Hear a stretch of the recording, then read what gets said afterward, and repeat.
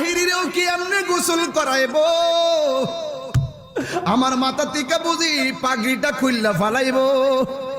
আমার শরীর থেকে বুঝি পাঞ্জাবি খুললা ফালাইব আমার শরীর থেকে আংটি কাইতন গুলা খুললা ফালাইব বড়ি পাতার গরম জল দিয়া গোসল দিব কসকু সাবান দিয়ে আমারে গোসল করাইব কত মায়া মায়া রে মায়া বাজারের দিকে আমার লড়লো নতুন সাদা কাপড় আনবো কত মায়া আমার আইনা সেলাইবিন কাপড়টা 3টা কাপড় দিয়ে বান্ডিং দিব কত মায়া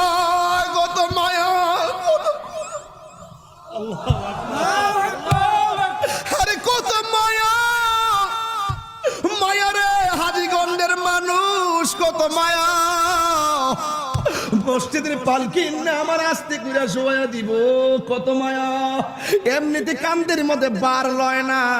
কিন্তু মৃতের খাটটা কান্দে লইবার লাগা পাগল হইয়া যায় কত মায়া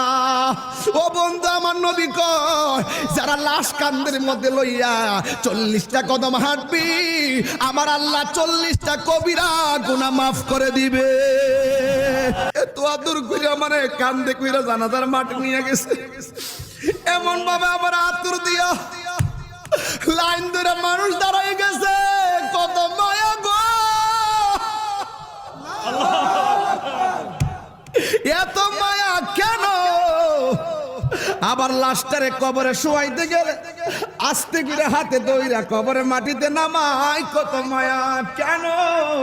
ওই যে আমি বলছিলাম আল্লাহ কয় কুল বিফাদলিল্লাহি ওয়া বিরহমাতি আমি আল্লাহর পক্ষ থেকে তোরা ফজল পাইলে আনন্দ করবি রাইসুল মুফাসসিরিন আব্দুল্লাহ ইবনে আব্বাস রাদিয়াল্লাহু তাআলা আনহু বলে এই ফজল মানে হলো দয়া আমার আল্লাহ যে আমরারে হিন্দুর ঘরে জন্ম দেই নাই খ্রিস্টানের ঘরে জন্ম দেই নাই ইহুদির ঘরে জন্ম দেই নাই আল্লাহ যে আমরারে মুসলমানের ঘরের মুসলমান বানাইলো কত মায়া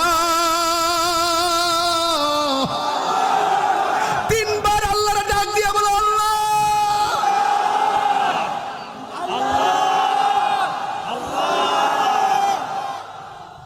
কি দিয়া বুঝাইতাম কত মায়া মায়া রে এই মায়ার বাঁধন একদিন ভেঙে যাবে